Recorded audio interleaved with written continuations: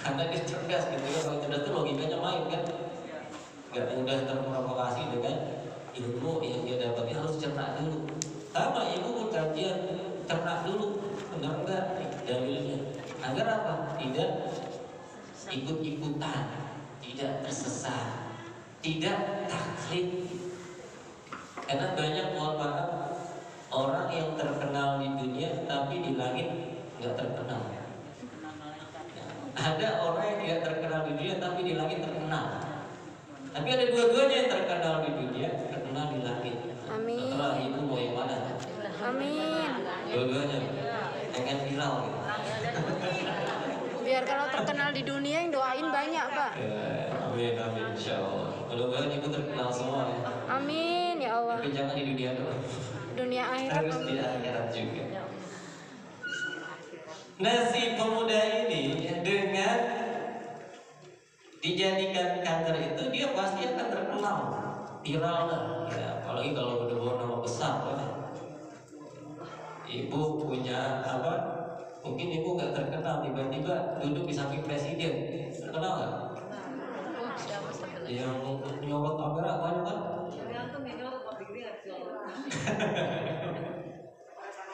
Kalau di share di grup ini tahu semua ya. Jadi si Gulam ini ya dijadikan kader tukang sihir. Qadarullah, Allah berkehendak lain.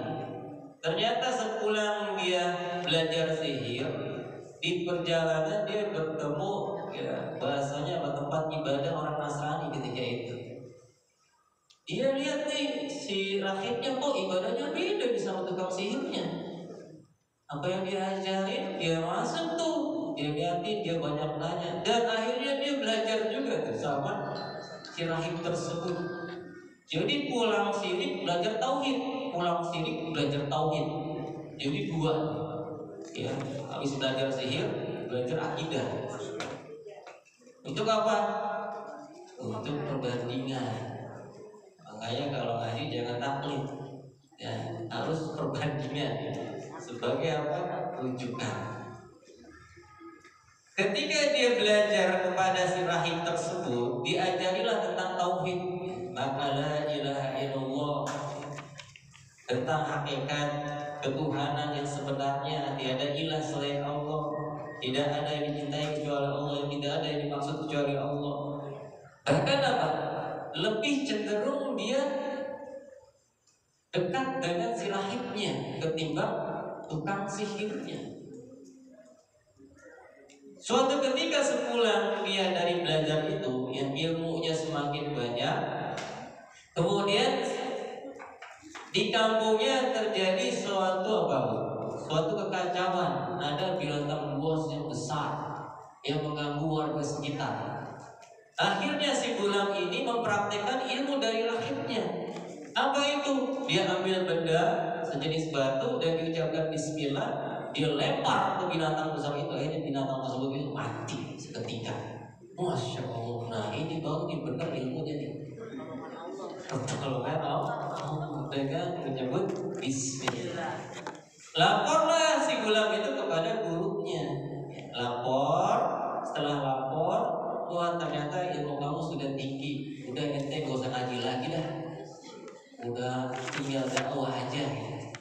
Tidak hanya kemampuan di situ, ternyata si Gulam ini punya kebisaan bisa mengobati banyak orang. Yang buta sembuh, yang kusta sembuh, yang sipit jadi gak sipit. Jadi ngelihat, yang mungkin stroke bisa jalan. Jadi berbagai macam penyakit yang di masa itu susah diobati, si Gulam menjadi solusi. Cuma syaratnya apa kalau berobat ke dia? Kudu syahadat, kudu berakidah, karena sudah muslim. Viral lah dia kan, terkenal kan, terdengar sampai ke kerajaan. Ada menteri dari Raja Jumuas yang mendengar ada seseorang yang bisa mengobati berbagai macam penyakit. Akhirnya si menteri raja ini kan matanya buta, nggak melihat. Kejadian suatu hal, berobatlah kepada si Gulam. Nah syarat untuk berobat kepada si Gulam harus syahadat. Sedangkan dia menteri si Tuhan. Jadi rajanya gini apa kan? Ana Rabbukumul lah. Kalau Fir'aun gitu bahasanya. Ya nggak ada urusan, yang penting dia sembuh kan ya, dan dia meyakini tentang apa ketauhidan. Ternyata si menterinya pun itu masuk Islam. Subhanallah. Rajanya belum. Balik lagi itu ke kerajaan, kaget lah, lu bisa melihat masa gitu ya. Iya, saya diobati. Siapa yang nyembuhin? Allah. Wah, ada Tuhan selain saya. Kaget rajanya kan. Kamu sudah keluar dari agama saya menganggap saya Tuhan? Iya, saya sudah bertauhid. Tanya siapa yang mengobati? Di pressure terus tuh. Di pressure terus, akhirnya si menteri itu dipenjara. Ternyata disiksa juga oleh si Raja Zolim tadi. Kemudian keluarlah nama si Gulam. Perintahin prajuritnya, tangkap si Gulam. Ditangkap. Pas keluar, bocah, lah ini kader saya yang kemarin yang sudah diutus jadi penerus tukang sihir. Ternyata apa? Sudah beda haluan, sudah bertauhid. Akhirnya apa? Ditangkaplah si Gulam. Si Gulam ditanya lagi nih, siapa yang ngajarin ente? Coba ngajarin. Rahimnya tuh tadi ditangkap lagi tuh. Ya, jadi penangkapan ulama di masa itu. Jadi kalau ditangkap, tangkap. Itu masa bahala ya. Makanya kisah itu akan terulang. Akhirnya apa? Si menterinya, si rahimnya, si gulamnya dipaksa untuk apa? Kembali kepada agama lamanya atau mengikuti ketuhanan si raja. Dipanggil si menterinya, sujud sama saya. Ya mau, saya hanya bersujud kepada Allah. Wah, makin marah rajanya. Benar kamu gak mau? Dipanggil majelisnya, gergaji orang ini. Digergaji, Ya Allah. meninggal gak kira-kira? Meninggal. Makanya ini pernah ditanyakan oleh siapa? Salah seorang sahabat, Khabbab bin Arad. Jadi Khabbab bin Arad itu salah satu pandai besi. Dia budak yang pernah ngeluh sama Rasulullah. Ya Rasulullah, lihat nih siksaan kaum musyrikin parah banget. Kenapa? Punggungnya pada bolong. Saking beratnya sisa waktu di Mekah. Maka dibilangin sama Khabbab, baik Khabbab, antum gak usah sedih, itu belum seberapa. Kata siapa? Kata Rasulullah, orang-orang terdahulu. Nah maksudnya siapa nih? Tuh yang tadi si Gulam itu sampai ada yang dibelah, sampai ada yang dikulitin. Seperti apa? Sate Marangi. Muda-muda kan? Sampai seperti itu. Akhirnya Khabbab lulus dada. Oh gitu ya Rasulullah. Ya artinya apa? Ujian iman di masa itu memang berat. Kalau ibu mau enggak ya, ringan-ringan. Paling ujiannya apa?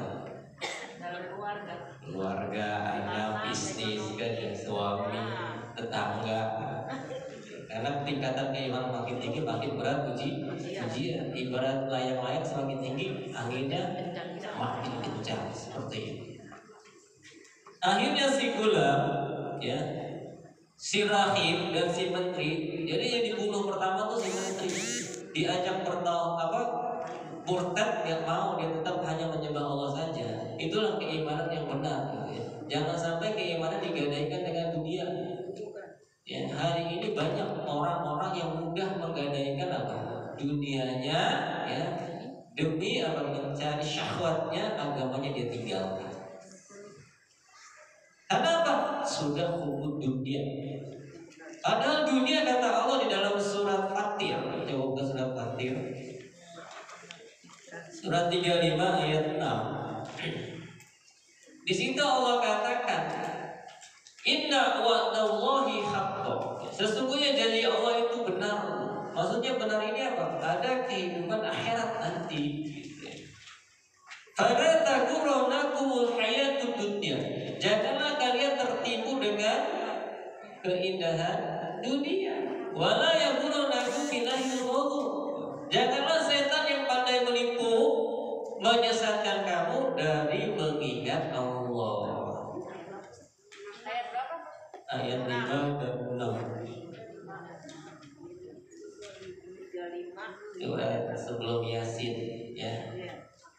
35. Ketemu? Benar kan Bu? Iya. Ya, salah. Jadi janji Allah itu benar. Maksudnya janji Allah itu benar apa? Hanya kehidupan akhirat. Makanya orang yang kalau sudah imannya mantap, gitu, istiqomah, ditolong Allah, apapun ujiannya dia tidak akan mudah tumbang. Karena akidah itu ibarat pohon apa? Akarnya. Ibarat bangunan, fondasinya. Ibarat badan, kepalanya. Maka tidak mudah dia geser karena sudah punya ikatan yang kuat dengan nilai-nilai keimanan yang ada di dalam hatinya. Nah, orang-orang yang seperti ini, dia yang menjadi tujuan itu hanya janji Allah. Makanya saya baca di dalam kitab hadis Sahihul Jami, orang yang masuk surga terakhir aja nih.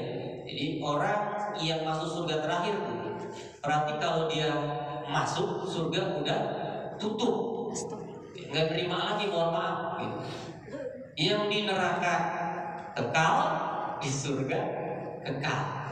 Yang masuk ke surga terakhir ini orang yang masih punya iman di dalam hatinya, walaupun sebesar biji sawi sekalipun. Amin. Dikatakan min rajulun wa ahlul jannah, orang-orang yang ahli surga walaupun pernah mampir ke neraka. Kalau lelaki itu minimal istrinya 2 Bu. Makanya jangan iri ya, nanti suami punya pasangan yang lain di surga. Itu minim penghuni surga istrinya 2. Makanya para ummahat jangan sampai tereliminasi. Ya, persaingan ketat. Kenapa? Karena surga ketika bidadari itu ada dari dua tempat. Ada yang dari dunia, ada yang dari akhirat. Siapa yang dari dunia itu? Wanita soleha. Siapa wanita soleha itu? Punya 4 amalan dalam hadis Tirmizi. Ya, pertama apa? Ketika dia sholat 5 waktu, ketika dia saum sahrata, dia saum Ramadan, kemudian wa taubat zaujaha wa faradat farzaha, dia menjaga kehormatannya. Silakan tuh 4 amalan ini dia amalkan dalam kehidupan sehari-hari. Sholat 5 waktu, saum Ramadan, taat kepada suami, menjaga kehormatannya sebagai wanita, ilalah, sampai kepada wanita itu silakan masuk surga lewat pintu mana aja, bebas. Tapi ada sambungannya di sisi mana? Biasanya berat di poin 3, taat sama suami. Berapa banyak wanita yang masuk neraka gara-gara bukan tidak sholat, bukan tidak taklim, bukan tidak berhijab, karena tidak bersyukur kepada suaminya. Yang benar kasir ketika Rasul bertanya kepada malaikat Jibril ketika peristiwa Isra. Kenapa tidak bersyukur? Kalimat yang menjadi hujjah, kalimat tauhid dalam diri seseorang, kembali ke kisah gulam tadi. Akhirnya si menteri itu dibunuh. Kemudian lanjut si rahibnya dipaksa murtad, sudah nyembah Tuhannya, lah dibunuh juga. Khususan si gulam nih, itu pembunuhannya beda Bu, agak sadis sedikit gitu ya. Kenapa sadis sedikit? Biar disiksa. Akhirnya si gulam tolong dipanggil prajuritnya, bawa ke gunung, suruh dibawa ke gunung tuh bocah masih kecil gitu ya, masih remaja. Ajak dia ke gunung dan paksa dia untuk menyatakan saya ini Tuhan, untuk murtad dari agamanya hari ini. Kalau dia mau mengucapin saya Tuhan, lepasin. Kalau enggak, lemparin ke gunung. Kalau belum mati, naikin lagi, lemparin lagi. Belum mati, naikin lagi, lemparin lagi. Begitu sampai mati. Tapi apa yang terjadi? Allah yang maha kuat gitu, Al-Qawi. Ternyata si prajurit membawa si gulam ke gunung. Baru sampai di gunung berapa skala hitam dari bawah alam. Ternyata apa? Ketika gunung itu gempa, prajurit yang membawa si Gulam meninggal semuanya, kecuali si Gulam. Allah melindungi. Akhirnya apa?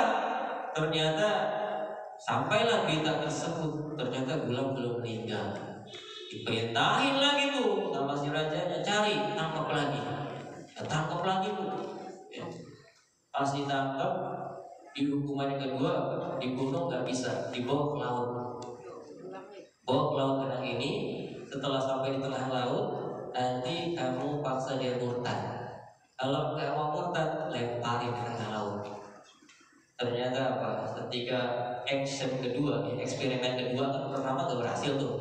Eksperimen kedua dia lakukan, si Raja Zolim tadi, akhirnya apa? Masuk ke tengah laut, terjadi gelombang besar. Kapal pecah dan semua prajuritnya meninggal kecuali Gulam. Masya Allah. Allah masih lindungi. Makanya dalam hadis Tirmizi, Rasulullah pernah berpesan kepada Abdullah bin Abbas. Ini tips bagi kita gitu ya. Kalau pengen dijaga Allah, syaratnya satu, jaga Allah dulu. Ifadillah yafadka. Jika kamu ingin dijaga Allah, jaga apa? Jaga syariat Allah dulu. Fa'idha fasalta fasilahnya. Jadi kalau kamu mintanya kepada Allah. Wa ijastanta fasta'in billah.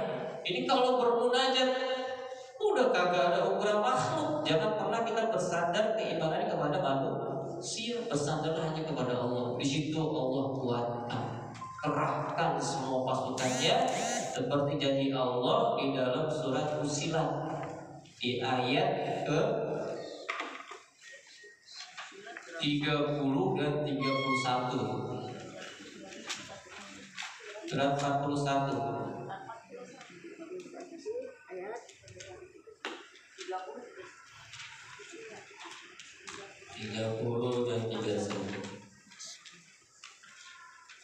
Allah katakan dalam ayat ini, innal ladzina qalu rabbuna Allah. Sesungguhnya siapapun, maksudnya istiqomah, Rabbuna Allah, menjadikan Allah sebagai Rabbnya. Summa istaqamu, kemudian dia istiqomah dalam menjaga Allah, jaga sholatnya, jaga auratnya, jaga tata suaminya kalau ibu-ibu, jaga makan tidak makan yang haram, jaga bicara tidak bicara yang kotor, jaga mata tidak melihat yang haram. Itu namanya ibu sedang menjaga Allah. Makanya kalau ibu pengen baca Quran khusyuk, jaga mata dari maksiat. Nggak mungkin ibu baca Quran nangis kalau mata masih lihat yang haram. Karena tidak akan bersatu antara iman dan maksiat di dalam hati. Masing-masing saling mengalahkan, saling mengalahkan. Nggak ada orang ahli ibadah khusus di tempat maksiat. Pernah lihat gak? Orang ahli ibadah di masjid, tahajud, rajin, zikir, rajin, puasa, rajin, tiba-tiba ada diskotik lagi joget-joget gitu. Nggak mungkin kan? Atau sebaliknya orang ahli maksiat khusus di tempat ibadah, nggak bisa juga. Makanya dua ini apa? Syarat iman yang harus salah satunya dikalahkan. Kalau ingin khusyuk ibadah, tinggalin semua maksiat. Dalam konteks hal-hal yang kita lakukan dalam keseharian. Pengen khusus tuh baca Quran sampai nangis di mana? Ya sebelum baca Quran jaga matanya, jaga lisannya, gibahnya, jaga hatinya juga. Jangan cuma ingin ria, disebut-sebut sama manusia, akhirnya apa? Nggak pernah Quran itu menyentuh qalbunya. Jadi cuma sampai di tenggorokan doang, nggak tembus ke sini. Nah itu apa? Merugi. Sebab kalau ibu berzikir, satu tetes air mata aja jatuh tuh, ya. Karena sedang baca Quran, karena sedang berzikir, itu lebih mahal dari dunia beserta isinya. Kenapa? Karena ada hadis sahih mengatakan aina la tamusukhunna. Jadi ada dua mata yang tidak disentuh api neraka. Mahal kan mata ini? Mahal. Mata yang mana nih? Mata yang menangis karena takut kepada Allah. Jadi Satu tetes aja itu mahal. Makanya kalau kita sudah keras hati itu, mohon maaf berat untuk nangis. Tahajud nggak nangis, baca Quran nggak nangis, majelis ilmu nggak nangis. Terus mau nangis lewat mana? Karena air mata yang tumpah di dunia itu lebih baik daripada nangis nanti di akhirat. Kenapa? Kalau nangis di akhirat itu air matanya habis, keluar air mata darah. Keluar air mata darah, keluar air mata nanah. Kering tubuhnya, banjir rasa darah nanah. Alhamdulillah ya. Makanya paksain. Ya, jangan pakai tolak juga gitu iris di situ. Maksudnya paksain banyak istighfar ya Allah. Ini hati saya keras amat ya. Nggak pernah tersentuh baca Quran, nggak pernah tersentuh dengan kajian, nggak tersentuh bangun malam. Ini hati ibu sudah diambil sama Allah kata Imam Bukhari. Kalau seperti itu adanya, ya makanya harus diminta fastain billah. Karena dengan cara menjaga Allah. Kembali ke kisah Gulam tadi, akhirnya Gulam pun memberikan suatu bahasanya bukan putus asa gitu ya. Saya boleh meninggal deh, tapi dengan cara yang baik. Minta. Jadi kita sama Allah dikasih ilham. Ternyata apa permintaan Gulam? Raja, kalau ente mau bunuh saya kasih tahu caranya ada. Bismillah. Benar bisa ya? Benar. Caranya apa? Kamu kumpulkan semua orang di Yaman. Di misalkan tuh ada 20.000 orang di stadion gitu ya. Kayak Gelora Bung Karno kan 20.000 masuk tuh sampai. Terus si raja ini dikasih satu busur panah.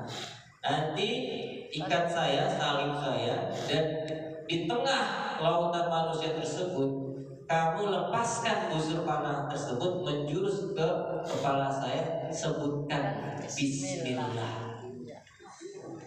Artinya apa nih? Si Gulam pengen kematian itu membuat Islam orang yang menyaksikannya. Itu kematian yang indah kan? Akhirnya si raja itu gak sadar kalau itu maksud si Gulam. Akhirnya iya dah siap, yang penting lu mati. Saya seperti itu kan. Akhirnya dikumpulin 20.000 orang, sudah diikat, siap semua, dilepas satu busur panah dengan ucapan Bismillah, dengan nama Tuhannya si Gulam.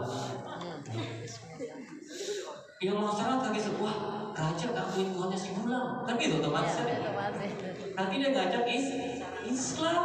Bahkan sebagian sebenarnya udah ada yang Islam tuh, cuman masih takut gak mau nampilkan. Si mumpet-mumpet masih syir dakwahnya. Pas dilesatin benar si Gulam meninggal dengan kalimat ini. Sontak ternyata apa? Ramai itu orang-orang yang hadir di situ apa? Raja sudah ikut agamanya si Gulam. Sekarang kita pun sama. Wah, akhirnya apa? Bertauhid semua. Raja kaget, marah. Brengsek. Ternyata ini maksud dia. Bertauhid 20.000 coba. Mati satu tumbuh 20.000, bukan 1.000, 20.000.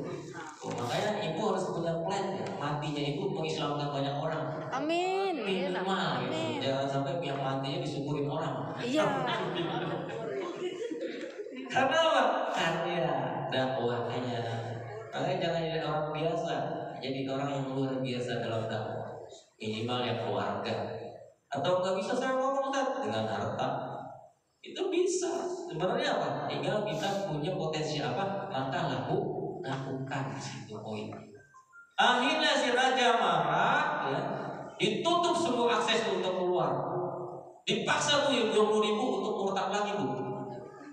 Suruh mengakui si raja itu sebagai tuan. Sontak yang 20.000 tolak semua. Nggak ada yang mau murtad satu pun. Salah sendiri gua aja ngakuin tadi. Akhirnya apa? Si raja perintahkan gali parit. Jadi digali parit besar. Dalam kisah ini dalam hadis Bukhari dijelaskan. Jadi yang tidak mau murtad dimasukin parit dan dibakar hidup-hidup. 20.000 orang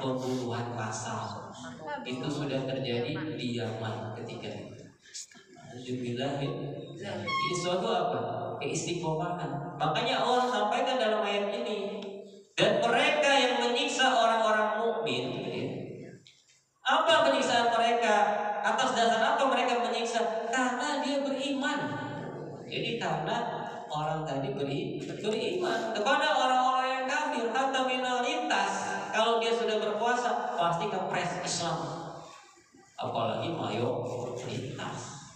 Itu sudah diabadikan oleh Allah dalam surat apa? Al-Baqarah ayat 120. Coba buka. Walan tardu akal yahudu walan nasara hatta tatabila millatahum. Surat 2 ayat 120.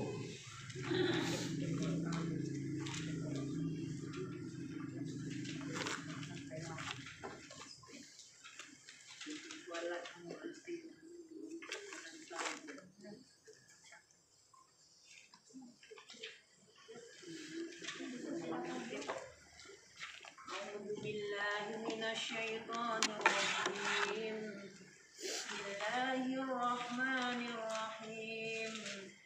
Walan tarda anka yahudu walan nasara hatta tattabi'a millatahum. Qul inna hudallahi huwal huda wa la in ittaba'ta ahwa'ahum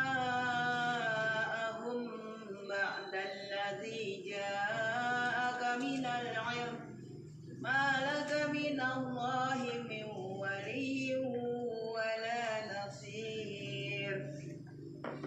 Dan orang-orang Yahudi dan Nasrani tidak akan rela kepadamu Muhammad sebelum engkau mengikuti agama mereka. Katakanlah, sesungguhnya petunjuk Allah itulah petunjuk yang sebenarnya, dan jika engkau mengikuti keinginan mereka setelah ilmu kebenaran sampai kepadamu, tidak akan ada bagimu pelindung dan penolong dari Allah. Dalam bahasa Arab ada kata la, ada lam. Beda kalau la, tidak.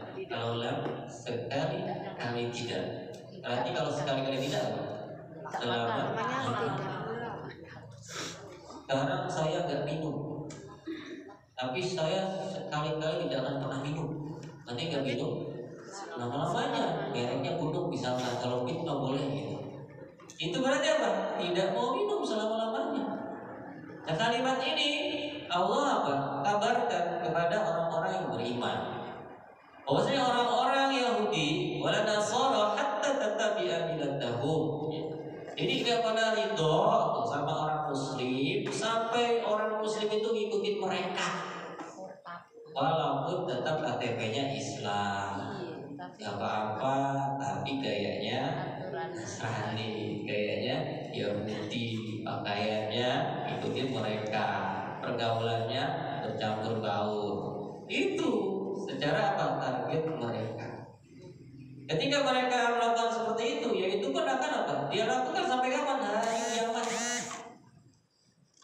Makanya solusinya apa? Di ayat selanjutnya tuh, agar tidak terjebak dengan milahnya mereka, Allah sampaikan alladzina atainahumul kitab.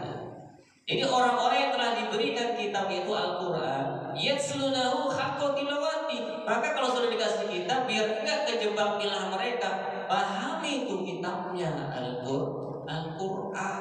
Jangan ikutin aturan mereka. Ibu beda sama tetangga, silakan. Beda sama Pak RT, silakan. Beda sama satu perumahan, silakan. Bahkan beda sama satu kota, silakan. Tapi jangan pernah beda sama Rasulullah.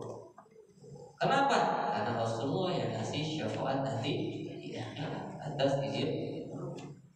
Dan jangan beda juga dengan Al-Quran tentunya. Jadi samain nih, pantasin diri kita agar Allah ridha kepada kita dan Allah selamatkan kita di dunia bahkan di akhirat. Hatta mungkin ada ujian yang berat. Matinya 20.000 orang itu apakah hina? Mungkin karena mati dalam Islam. Mungkin ada juga yang murtad, kelihatannya wah hebat tuh dunianya, mobilnya mewah, rumahnya megah, istrinya cantik, suaminya tampan, murtad. Tapi apa? Cuma dunia, mata berkolin, itu kesenangan yang sedikit. Summa ma'wahum jahannam. tempat mereka adalah neraka jahanam. Itu yang suatu gambaran yang harus kita ketahui. Jadi orang-orang yang bertauhid, yang memegang keras keimanannya, dia tidak mudah digoyang dengan 3 tak, harta, tahta, wanita, ataupun Toyota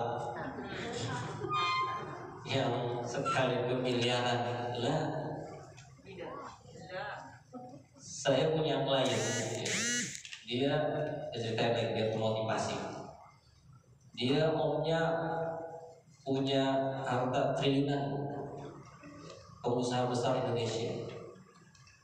Diajak kembali ke agama yang lama, nggak mau gitu. Padahal ditawarin warisan. Warisan buat kamu. Kalau kamu kembali ke agama kamu yang kemarin, nggak usah om. Saya udah nyaman di Islam. Kalau mau ambil aja.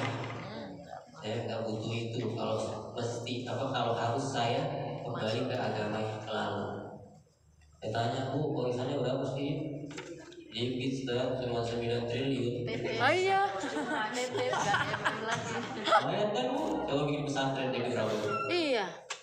Jadi itu akidah gitu ya. Kalau sudah mantap, godaan dunia itu tidak menjadi manis. Yang bahayanya itu banyak orang jual agama demi dunia. Dulu tuh dijual dunia, buat akhirat, buat agamanya. Sekarang terbalik, banyak yang terbalik. Negara ingin viral, udah jilbab, pas jilbab, main TikTok, goyang-goyang. Apalagi istri ustaz gitu ya, lucu bisa. Hati-hati, silakan main media sosial, tapi jangan merendahkan Islam. Murahkan itu dijaga. Kalau ingin viral yang cara baik. Jangan jual nilai kemuliaan seorang wanita. Nah, ini kisah yang pertama. Ada kisah yang kedua. Nah, ini terjadi di Mesir. Lihat di surat At-Tahrim, surat 66.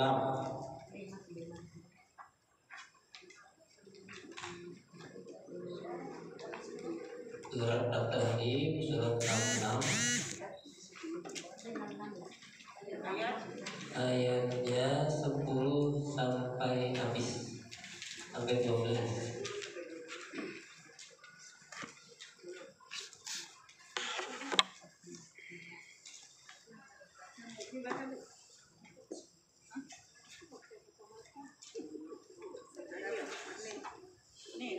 Enggak bawa Al-Quran. Lagi cilik lah. Apa? Kecil. Ini tajwid. ضرب الله مثلا للذين كفروا امرأتا نوح وامرأة لوط كانتا تحت عبدين من عبادنا صالحين فخانتاهما فلم يغنيا عنهما من الله شيئا وقيل ادخلا النار مع الداخلين وضرب الله مثلا للذين آمنوا امرأة فرعون إذ قالت رب ابن لي عندك بيتا في الجنة ونجني من فرعون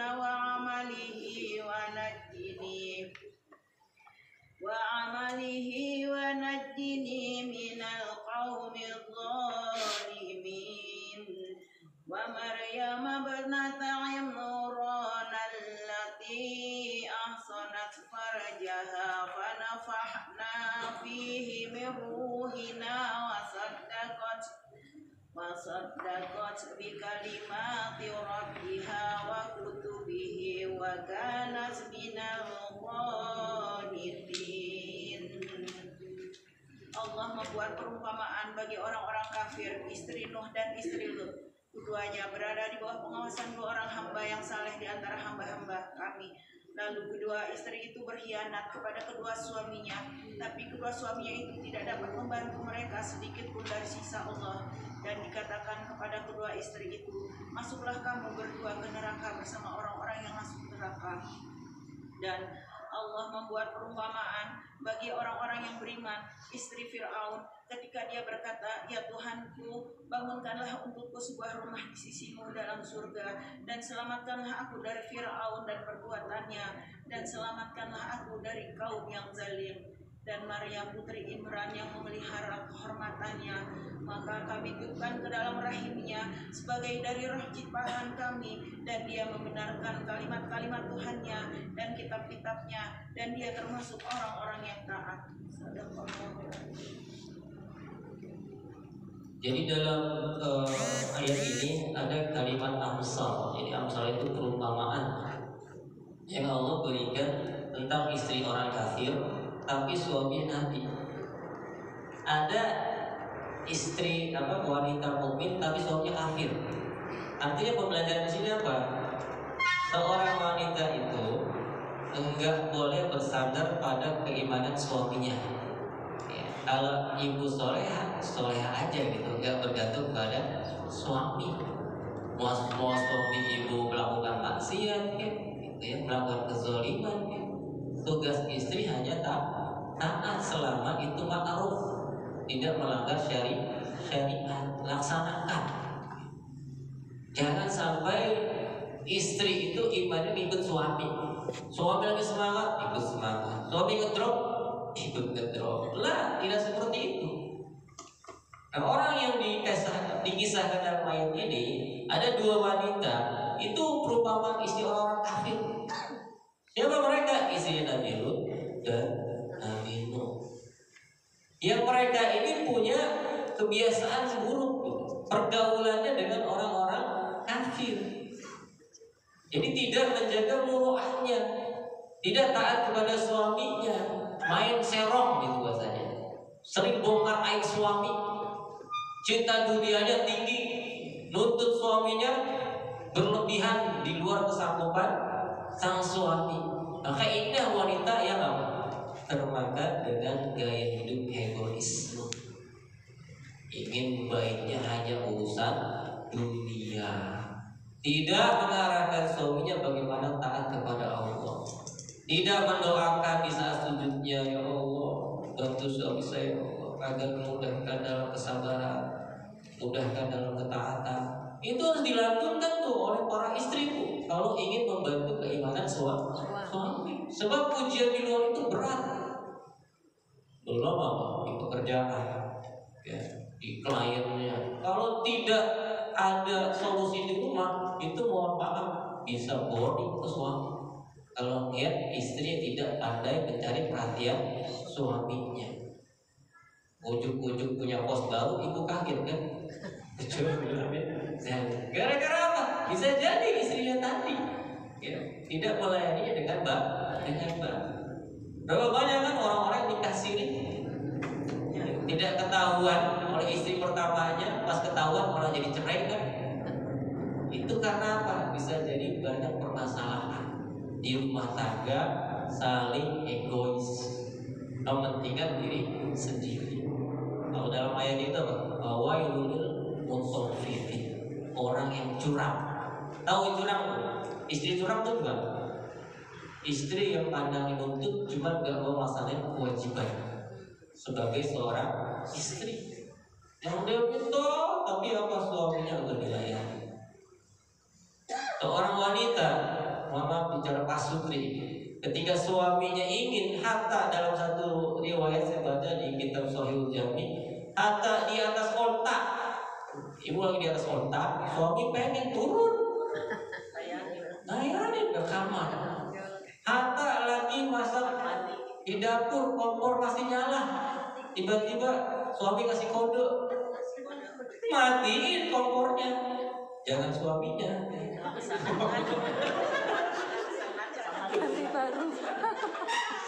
Jadi kompornya matiin. Ya teman. Karena apa?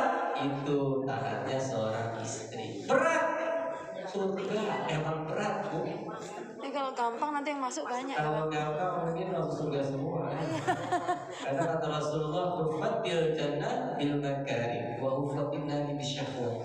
Masuk surga itu bil makar. Harus akar-akarnya tuh diangkat. Maksudnya akar syahwat kita ke dunia itu harus dicabut. Wa hufatin nari bisyahwat. Kalau masuk ke neraka gampang, ikutin aja syahwat. Pasti itu cepet. Gak usah pakai jaminan, udah di ACC gitu ya. Ini suatu gambaran ya. Makanya istri yang soleha, lihat nih, seorang Asia, istri Firaun. Lelaki yang sempurna banyak tuh, tapi wanita yang sempurna cuma 4. Oh maaf, itu gak termasuk. Siapa itu? Asia, Fatimah, Khadijah, Maryam. Tuh. Aisyah, Fatimah. Sebagai apa? Pemimpin wanita surga. Aisyah, Padahal apa? Akarnya sedikit. Ya, wanita kadang-kadang sedikit. Khadijah, Maryam. Dokternya banyak kan? Dokternya banyak. Khadijah, Maryam. Tapi kalau sudah keimanan masuk ke dalam hati, itulah wanita superhero. Ya, militansi tinggi kepada agamanya, masya Allah. Dia akan komitmen menjaga harta itu bertarung dengan apa? Dengan orang terdekatnya. Kalau sudah Allah yang menjadi apa? Tujuan utama, makanya di dalam satu ayat ibu bisa lihat di surat Al-Baqarah ayat 165 sampai 167. Allah katakan di situ, wa minan nas may yattahidu min dunillah. Jadi ada di antara manusia itu yang sering bikin tandingan-tandingan kepada Allah. Andad namanya. Tapi orang beriman, apa kata Allah dalam kalimat selanjutnya? Wallazina amanu asyadu hubbarillah. Dia sangat besar cintanya kepada Allah. Kenapa dia sangat besar? Karena dia tahu cinta yang pertama itu ya cinta kepada Allah. Suami ibu cintai bukan karena suaminya, karena perintah Allah. Taat sama suami karena perintah Allah. Berbuat baik kepada tetangga karena perintah Allah. Ucapkan perkataan yang baik karena perintah Allah. Jadi Allah yang selalu didahulukan dalam kehidupannya. Itulah yang namanya cinta. Tapi orang zalim apa? Dia enggak 100% gitu. 50-50. Kadang ke manusia, kadang ke Allah. Kadang ke manusia, kadang ke Allah. Lihat sikon, lihat situasi. Ya. Kalau menguntungkan dalam beragama, berangkat. Ya. Oh ngaji ini gak bentrok nih sama dagangan saya, berangkat lah. Amal urusan bisnis gak bentrok, berangkat lah. Karena apa sudah? Iman. Jadi dunianya dikalahin. Tapi sebaliknya kalau kita dunia, urusan ibadah kalau bentrok sama dunia, yang menang mana? Dunia. Sekarangnya nanti masih ada lagi besok ngaji mah, ya dagangan nih, mumpung lagi untung 2.000 lumayan. Saking cintanya sama dunia, mau dibilang saya. Kemudian di kisah ayat ini ya, ketika Allah menyebutkan nama Asia, ternyata yang kita bahas bukan Asianya, tukang sisirnya, Masyidullah, yang ujiannya sama seperti tadi, Ashabul Ukhdud di negeri Yaman. Ketika sedang menyisiri anak Fir'aun, jadi Fir'aun saking kayanya tukang sisirnya spesial. Ini punya salon sendiri, salon kerajaan. Ya. Gajinya berapa tukang sisir Fir'aun kira-kira? Pasti besar kan ya. Tetapi nilai dunia yang besar tidak mengalahkan Pasito untuk menggeser keimanannya. Tetap ada terpatri di hatinya itu menjaga keimanan paling utama. Ketika sedang menyisir anaknya, tiba-tiba sisir itu jatuh. Kemudian namanya orang Islam latahnya Islam juga gitu ya. Makanya kalau ibu latahnya nggak Islam hati-hati tuh, tiba-tiba ngomongin binatang, kamu juga bilang gitu ya, lagi kepleset astagfirullahaladzim. Itu bagus, tapi kalau keluar ngomong binatang hati-hati, nanti itu spontan tuh akhlak ibu seperti itu. Ya. Makanya harus dibiasain banyakin ucapan-ucapan yang baik. Jadi spontannya nggak bisa disetting, kan ya? Bisa disetting nggak bukan? Nggak bisa. Itu spontan kan, keluar dari bisa. Maka apa harus dibiasakan. Latah tuh ngambil sisir, ngucapin Bismillah. Nah, anaknya dengar Bismillah. Apakah Allah itu Bapak saya? Kata anaknya. Masih itu beriman, nggak menutupi lagi. Lah, bukan. Ini Tuhannya saya, Tuhannya kamu, Tuhannya Bapak kamu juga. Oh gitu, saya laporin dia ke Bapak ya. Laporin aja, emang kok takut? Saya gitu. Dilaporin bu, sama anaknya. Wah, ada Tuhan selain Bapak, Pak, itu sokong tukang sihir. Tukang sihir kan? Tukang sisir. Akhirnya apa? Dipanggil Mas Ito. Pertama gak langsung diceburin pun penjara tuh. Penjara.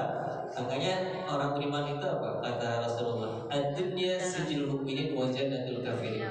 Dunia itu penjara bagi orang mukmin. Wa jannatul kafirin, dan surga bagi orang kafir. Kenapa? Bebas. Orang kafir mau ngapain juga gak ada aturan kan? Makanya orang Islam pengen bebas itu sudah tasyabuh dengan gaya orang kafir. Harus apa? Dipenjara dengan syariat, dengan aturan Allah baik dari Quran maupun sunnahnya.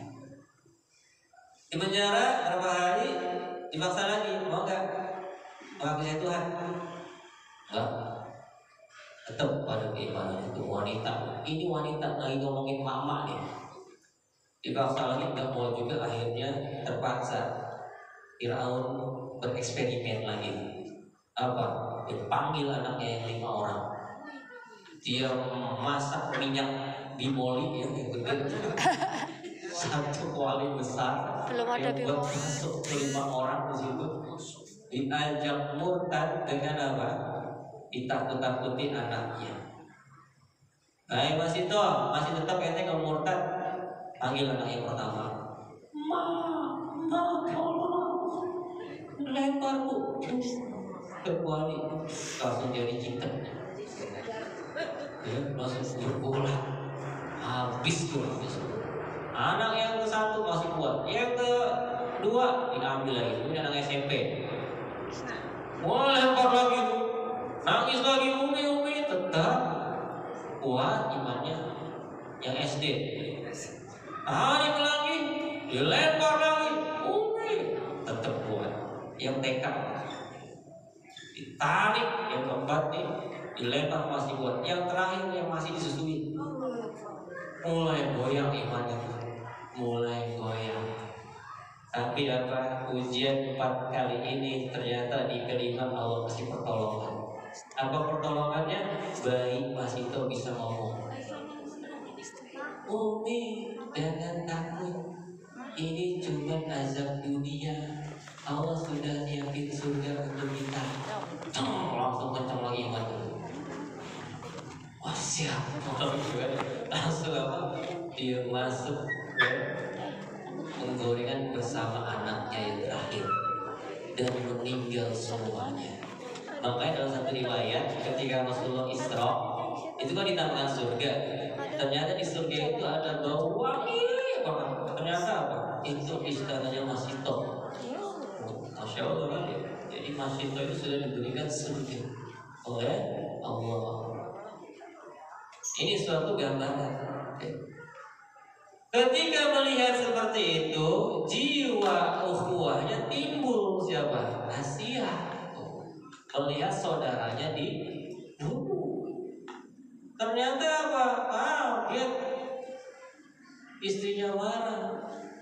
Kamu tega dia gitu saya.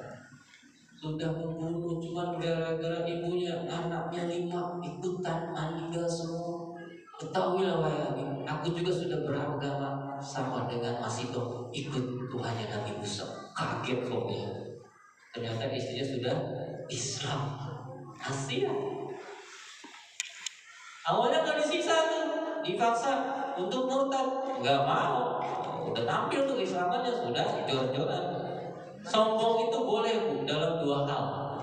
Kepada siapa? Pertama, kepada musuh Allah. Itu gaya-gaya ibu musuhin dada gitu ya. Karena dia sombong juga, lawan dengan kesombongan itu sodako. Sombong lawan sombong, sodako. Kalau yang sombongnya musuh Islam, jangan musuh Islam isi mas. Gak bisa di dunia perang, harus apa? Punya kesombongan untuk membangkitkan semangat. Terus sombong yang kedua apa? Dalam kitab Tasyiatul Nufus saya baca disampaikan satu hadis. Sombong yang kedua dalam bersodako.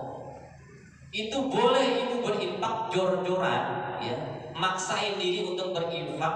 Sombong untuk apa? Mengangkat, ya, kemampuan diri untuk bisa dekat kepada Allah agar apa?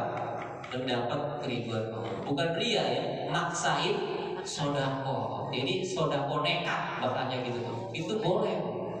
Jadi dalam dua hal ini diperbolehkan ketika seseorang sombong. Akhirnya Fir'aun pun memenjarakan Asia. Setelah penjara beberapa hari, kan gak mau viral dulu kan ya. Jadi masih lingkup keluarga nih. Di keluarga tetap tuh Asia tetap pada agama Islamnya. Baru tuh setelah betul dipanggil rakyatnya, penasehatnya, ditanya bagaimana untuk apa? Jadi diambil pendapat tuh rakyatnya. Menurut kamu Asia itu gimana? Ini sebelum dibuka agamanya, ikut agama Musa ya. Oh Asia baik, dia mah dermawan, ya, lisannya bagus, akhlaknya sempurna. Ya. Terus Firaun bilang, ketahuilah Asia sudah beragama seperti Masito. Langsung apa? Faktulha, bunuh dia. Rakyatnya langsung bilang, bunuh aja kalau begitu mah. Sampai seperti itu keimanan seorang wanita. Dan akhirnya apa? Asia pun dibunuh oleh Fir'aun, dipencet batu besar dengan perutnya. Tapi setelah pas dikencet itu awalnya udah mau ambil. Jadi dia kencet cuma ruhnya nggak ada, jasadnya doang. Karena dia berdoa kan di dalam surat ini kan, ya Allah, taburkan saya surga, ya, yang berdekatan dengan ini, ingin bertetanggaan dengan Allah, surga Firdaus. Nah, ini suatu apa? Kisah heroik, ya, wanita yang sebaik-baik wanita, yang dia nanti menjadi pemimpin wanita di surga. Ketika ibu meninggal melihat kisah ini harus menjadi ibrah. Ternyata apa? Buat orang beriman itu dunia itu nggak ada nilainya, kecil gitu. Ketika berbenturan dengan keimanan, ya. Harta silakan banyakin ya. Cari duit yang banyak, tapi gunakan untuk taat, bukan buat gaya-gayaan. Ya. Karena apa? Harta yang terbaik itu dipegang oleh orang beriman, bermanfaat untuk orang lain. Khairun nas anfa'uhum linnas. Ini suatu gambaran agar keimanan menjadi keberkahan bagi orang-orang yang senantiasa istiqomah di jalan Allah. Dan yang terakhir, ini kisahnya terjadi di Irak. Ini kisah siapa? Kisah Nabi Allah Ibrahim. Masih bicara api. Jadi api itu salah satu tantangan loh. Makanya megang Islam di akhir zaman itu kayak megang api di tangan. Semakin komitmen ibu terhadap ajaran Islam, semakin seperti memegang bara. Lepas baranya, lepas Islam. Ini yang harus dijaga. Makanya Nabi Ibrahim ketika berdakwah kepada Namrud, yang sama dia pun mengaku dirinya Tuhan. Bahkan ketika proses pelemparannya, Namrud melempar Nabi Ibrahim ke api ketika itu, dan akhirnya Allah izinkan api menjadi dingin. Itu Allah abadikan di dalam surat Al-Anbiya ayat 69. Silakan buka. Surat 21 ayat 69. ayat 69 itu 2169.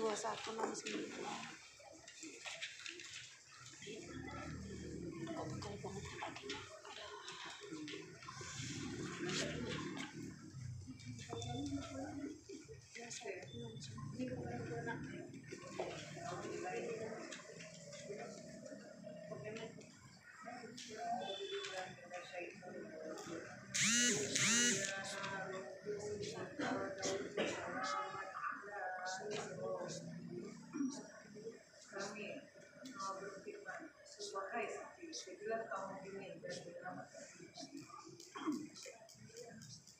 Jadi ini kisah ya Terusin aja, Kak, silakan. yang dialami oleh Nabiullah Ibrahim alaihissalam, Abul Anbiya, tentang apa? Keistiqomahan yang ujiannya kembali api lagi. Ketika Nabiullah Ibrahim ya, berdakwah kepada Namrud ketika itu, bahkan debatnya debat ilmiah. Ya, ketika ditanya, yang kamu bisa nggak hidupin orang mati atau apa mematikan orang yang hidup? Oh saya bisa, kata siapa? Namrud. Diambil 2 orang, yang satu dihidupin, yang satu dibunuh. Tuh kan bisa kan? Itu melemah banget itu hujannya. Kita juga bisa begitu. Tapi apa? Dia langsung dihujah yang tidak bisa dijawab. Ini secara debat ilmiah sebelum terjadi ujian yang dialami oleh Nabi Ibrahim. Ketika Nabi Ibrahim menghujah Namrud ketika itu yang sama seperti Fir'aun, mengaku dirinya Tuhan, beliau berkata, "Yati bi syamsi minal masyriq." Tuhanku bisa menantangkan matahari dari timur. Sekarang balikin, bisa nggak? Diam Namrud. Akhirnya apa? Dengan kejadian itu, langsung dipenjarain. Nabi Ibrahim penjara. Akibat apa? Kalah hujah, mentok, akhirnya main kekerasan. Dan proses pembakaran Nabi Allah Ibrahim alaihissalam, ternyata apinya itu dikatakan kata para ulama sampai ada yang mengatakan sampai sebulan apinya panas. Jadi bukan Nabi Ibrahim di dalam api langsung ya. Jadi api semua warganya itu seirak ketika itu. Dia minta warganya semua bawa api. Dia bawa kayu, bawa api. Bawa kayu, kumpulin, misalkan sarapan Jayadi banyak gak kira-kira? Apalagi seirak Bu. Semua kumpulin warganya untuk mengumpulkan kayu bakar untuk membakar Nabiullah Ibrahim. Sudah besar tuh apinya, ya, sudah besar apinya dinyalain. Bingung kan mau lempar di mana nih? Api udah gede, kebakaran kita deket takut kan? Akhirnya datanglah iblis Bu, menyamar menjadi seorang pemuda yang ngasih saran. Apa sarannya? Dia menyarankan kepada Namrud untuk membuat ketapel besar. Jadi ketapel besar Bu, Nabi Ibrahim diikat satu ketapel yang paling panjang, terus dilemparin ke tengah. Jadi dibakar di situ. Ternyata apa?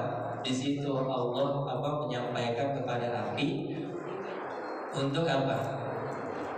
Bisa menjadi dingin. Tapi khususan api yang menyelamatkan Nabi Ibrahim. Kalau misalkan kalimat ini jamak gitu ya, semua api mungkin ibu gak bisa masak mie. Jadi api dingin semua tuh. Jadi api yang menyelamatkan Nabi Ibrahim. Jadi ada khususan, makanya pakai alif lam untuk mengkhususkan api yang di Ibrahim saja. Ketika seperti itu, apa doa Nabi Ibrahim ketika dilempar? Hasbunallah wa ni'mal wakil, ni'mallah wa ni'mal nasir. Sebelum dilempar itu sebenarnya ada penawaran dari siapa? Malaikat Jibril. Wahai Ibrahim, kamu saya tolong aja nih. Saya lemparin api dibalikin sama yang ngumpulin tuh. Jangan. Tuh, kalau ulul azmi itu punya akhlak yang sempurna. Seperti waktu Nabi Muhammad SAW di Taif kan, ditawarin juga kan. Ini banyak penawaran. Karena apa? Akhlaknya baik, dia mendahulukan keimanan orang lain. Jangan. Saya cukup minta tolong sama Allah aja. Saya gak butuh bantuan kamu. Malaikatnya ditolak tawarannya. Saya yakin sama Allah yang menolong saya. Langsung dia berdoa, Hasbunallahu wa ni'mal wakil, ni'mallahu wa ni'man nasir. Akhirnya api itu menjadi dingin. Setelah dingin, pada beriman gak? Enggak juga. Udah lihat mujizat di depan mata, itu orang Irak masih aja tetap murtad, enggak mau bertauhid. Makanya Allah katakan di dalam surah Al-Baqarah, silakan ayat ke berapa? Ke-6. Surah 2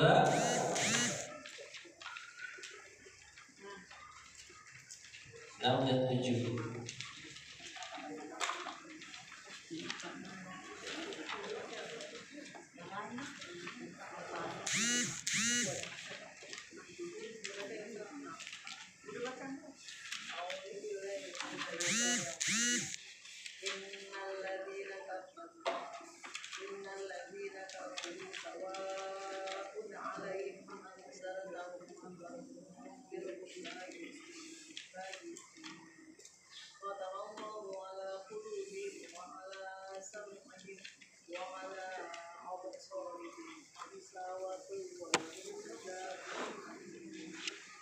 Sungguhnya orang-orang kafir sama saja bagi mereka. Engkau Muhammad beri peringatan atau tidak, engkau beri peringatan, mereka tidak akan beriman. Allah telah mengunci hati dan pendengaran mereka, penglihatan mereka telah tertutup dan mereka akan mendapat azab yang berat. Tuh ya. Makanya hati manusia itu dalam kitab Tazkiyatun Nufus, ada seorang sahabat menyatakan dibagi 4. Nah ini hati orang kafir, hatinya terkunci ya. Sehingga Allah sampaikan, innal ladzina kafaru sawa'un 'alaihim a'anzartahum am lam tunzirhum la yu'minun. Jadi mereka sama aja ya, disampaikan melihat mukjizat di depan mata gitu ya. Nabi Ibrahim tidak terbakar, tetap mereka kepada kekafirannya. Enggak mau beriman. Hati mereka apa? Sudah terkunci. Tapi ada kuncian yang kuat. Ini kuncinya kuat semua kayaknya. Ada yang lemah tuh. Siapa mereka yang tidak memerangi orang Islam? Itu ada potensi untuk masuk Islam mereka. Kalau disebut dengan ayat-ayat Allah. Jadi hati orang kafir itu kuncinya ada yang kencang, ada yang kuat. Yang kencang itu apa nih? Yang sering memerangi. Yang dia agak memerangi, dia bersahabat, itu mudah hatinya tersentuh dengan Islam. Ada peluang untuk mendapat hidayah. Inilah suatu 3 kisah ya, di dalam Al-Quran yang Allah abadikan di 3 negara, Yaman, Irak, dan Mesir. Semoga kita mengambil ibrah ya dari setiap kejadian ini dan dijadikan motivasi. Ternyata orang-orang dulu itu menjaga iman itu sangat berat. Ya, di tengah berbagai macam ujian, hari ini kita udah nyaman, sholat bisa, taklim bisa, baca Quran bisa, gitu ya. Acara bisa. Maka itu jangan disia-siakan waktu luang seperti itu. Manfaatnya untuk apa? Memupuk keimanan agar semakin kuat. Karena sahabat pernah datang kepada Rasulullah, dia bertanya, ya Rasulullah, sampaikanlah kepadaku tentang Islam yang tidak akan aku tanya lagi kepada selain engkau. Apa jawaban Rasulullah? Qul amantu billah summa istaqim. Kamu beriman kemudian istiqomah. Karena kalau sudah istiqomah itu mengalahkan 1000 karomah. Ibu mungkin pernah dapat karomah gitu ya, kemuliaan, kebaikan, selamat dari kecelakaan, selamat dari kebakaran, selamat dari penyakit keras. Itu karomah yang Allah berikan. Tapi belum jaminan kita akan mati dalam keadaan istiqomah. Maka istiqomah itu harus diminta, dijaga dengan taat. Maka jaminannya apa? Innal ladzina qalu rabbunallah tsumma istaqamu tatanazzalu alaihimul malaika alla takhawfu wa la tahzanu.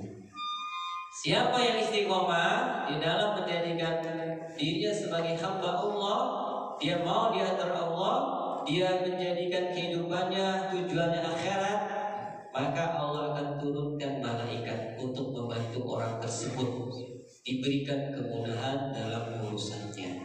Semoga Allah memberikan kita istiqomahan, menjadikan hamba-hamba Allah yang senantiasa menjaga tauhid, tidak sampai digadaikan dengan nilai-nilai dunia yang kecil, yang sedikit, bahkan hanya sebelah sayap nyamuk atau bangkai kambing yang sudah tidak ada nilainya.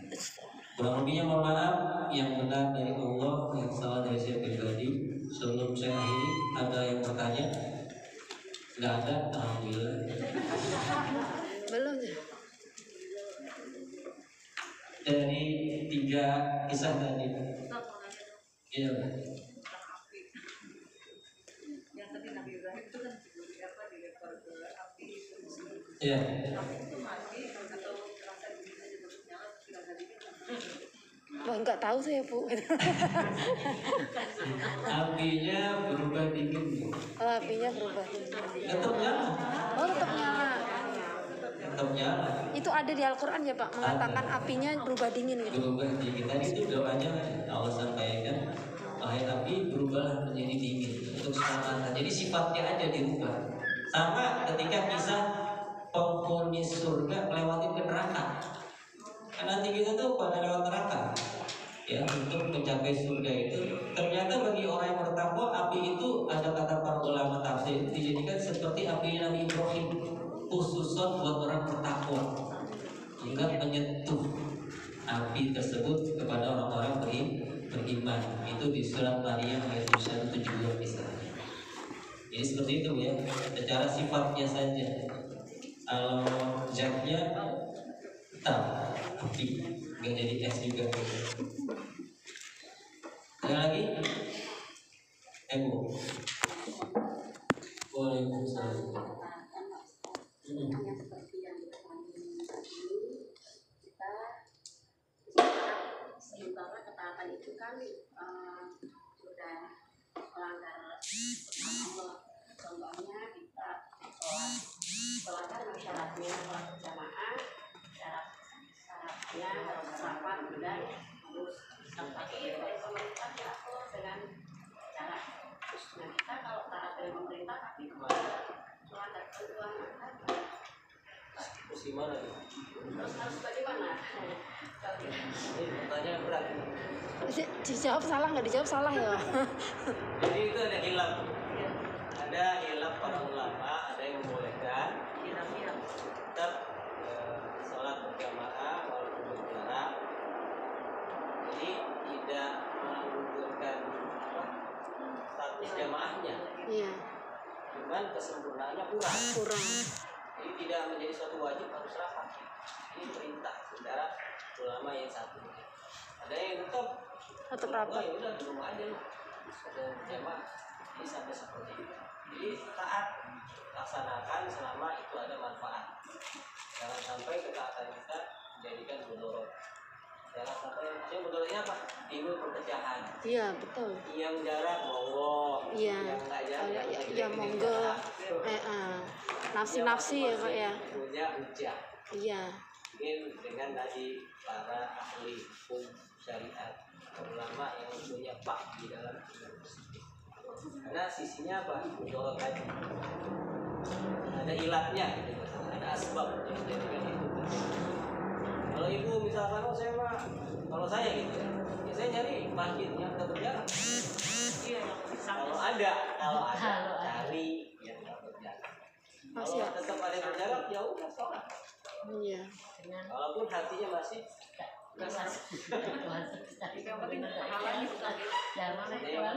benar-benar apa ada keinginan yang dia tetapkan ini syariat harusnya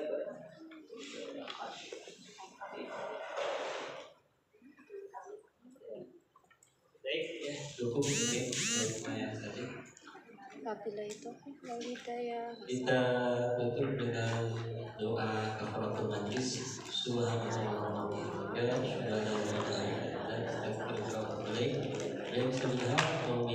Assalamualaikum warahmatullahi wabarakatuh.